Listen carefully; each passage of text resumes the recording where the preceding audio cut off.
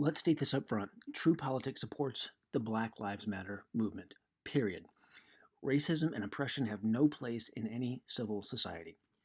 That stated, the Black Lives Matter Global Foundation, a subsidiary of Thousand Currents, holder of the blacklivesmatter.com website, and the apparent self-appointed leader of this movement, is not a wholly benevolent entity.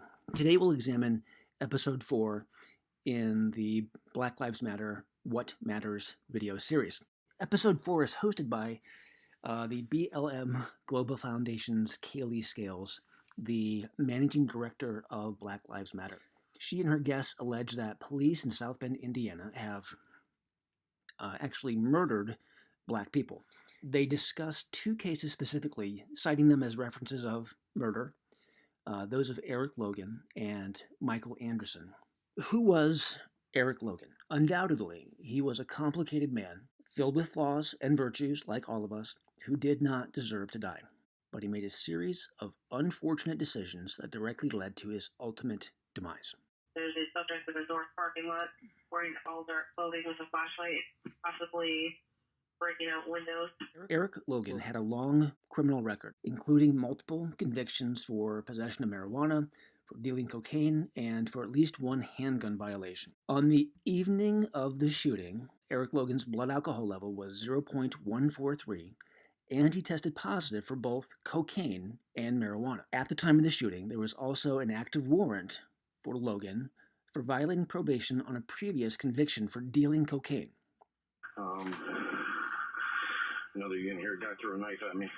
On June 19, 2019, South Bend police were called to investigate someone breaking into vehicles.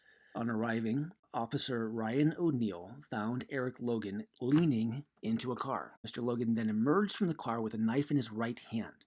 Logan is said to have ignored multiple orders to drop the knife, and then he approached Officer O'Neill with the knife raised. Jordan Geiger, a Black Lives Matter Global Foundation associate in South Bend, states, I saw a lot of comments online where folks were saying, 5'9", like he's not known to have a knife, maybe a gun, but certainly not a knife.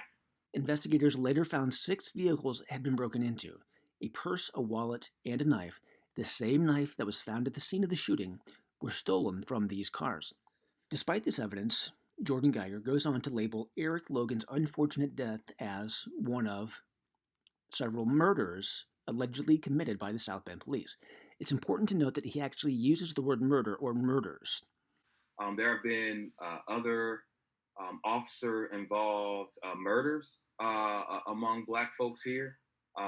There was a case of Michael Anderson in 2012 where he was being chased by a police officer for whatever reason. And when the officer caught him, he alleged that Michael Anderson shoved several bags of drugs down his throat and tried to swallow them.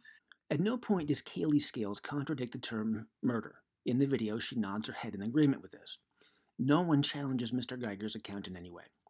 So let's focus on the alleged murder of Michael Anderson in July of 2012. It began when 2 police officers attempted to pull Anderson over. Anderson was riding a moped matching the description of one that had been reported stolen. Witness Zachary Novak stated, "I seen him shove something in his mouth when the cops was going after him."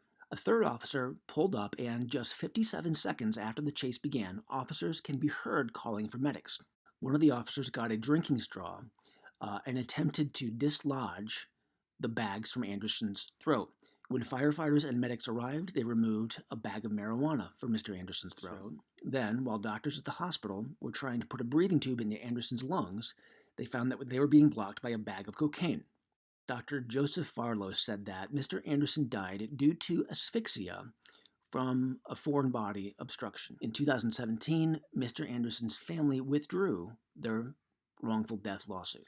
Despite all these facts, in December of 2019, when an officer involved in Mr. Anderson's case was promoted, Jordan Geiger was quoted by the local newspaper as saying, quote, "This is why black people in the community have issues with police, because of these kinds of things," end quote. Note that the officer's promotion was approved by the city's Board of Public Safety, whose members are appointed by the mayor. The board had more black members than white, when they approved this officer's promotion. Later still, in March of 2020, Emmanuel Canathy, a member of Black Lives Matter Global Foundation's South Bend chapter as well, reacted after a news conference regarding Eric Logan. Special Prosecutor Rick Hurdle announced that Mr. Logan's death was the result of justified police action. Mr. Canathy called these findings, quote, a farce, a sham, end quote. He also stated, quote, the only thing I learned from this is there's no justice for black men, end quote. Echoing the statements that the South Bend police are racist, Kaylee Scales states, that's how you dismantle the systems that are built around white privilege and white supremacy. We must dismantle those.